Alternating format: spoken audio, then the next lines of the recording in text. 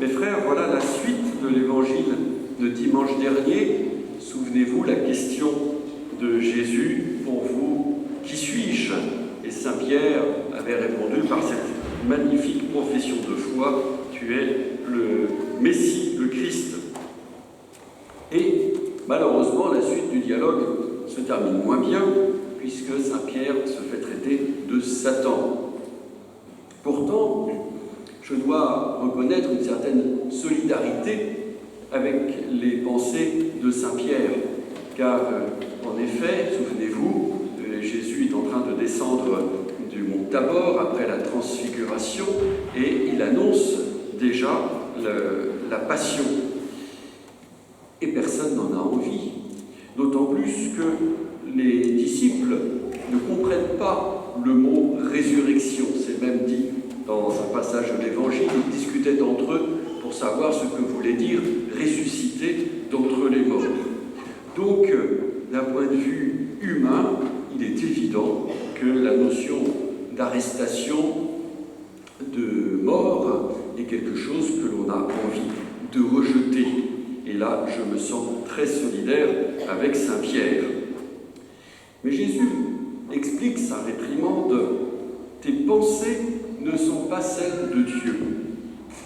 Alors je crois que nous pourrions méditer ce matin ce verset. Tes pensées ne sont pas celles de Dieu. Si nous prenions j'ose pas dire cette critique, mais cette analyse, cette remarque pour nous-mêmes. Aujourd'hui, nous avons une rentrée un peu perturbée. On aimerait bien savoir combien de temps va durer cette affaire de masques, s'il va y avoir une reprise de l'épidémie et à nouveau un confinement. Enfin bref, on ne voit pas très très loin et chacun est en train de se demander comment va se passer sa rentrée. C'est légitime, il y a là un sujet d'une réelle difficulté et un sujet d'attention pour chacun et chacune d'entre nous, cela va de soi. Sachant en plus que ces conditions sanitaires souvent apportent des privations particulières pour ceux qui sont les plus fragiles, qui doivent faire attention à eux.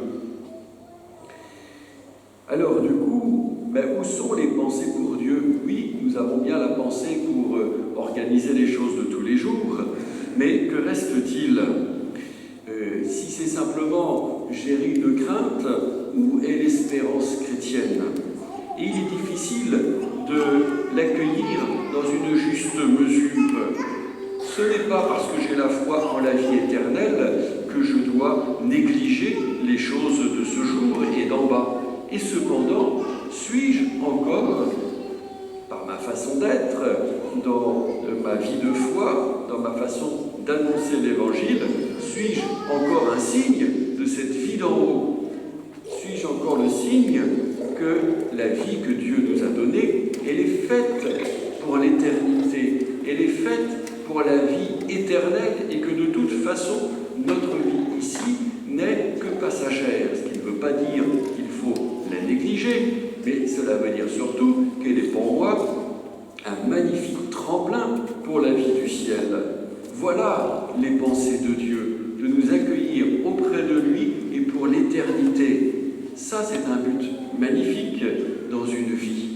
Alors, en cette rentrée, reprenons peut-être à bras-le-corps cette notion-là, c'est-à-dire faisons corps, soyons cette Église visible et unie qui est le signe de la vie éternelle à laquelle Dieu nous destine. Ça, c'est notre mission.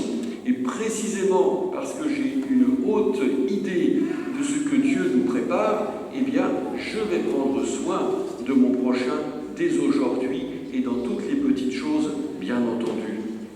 Voilà comment la foi nous éclaire, comment elle organise notre vie. Alors essayons de prendre un peu de recul, regardons les choses d'en haut, comme nous dit saint Paul, et alors peut-être que nos pensées deviendront celles de Dieu, c'est-à-dire deviendront pleines d'espérance et de joie. Amen.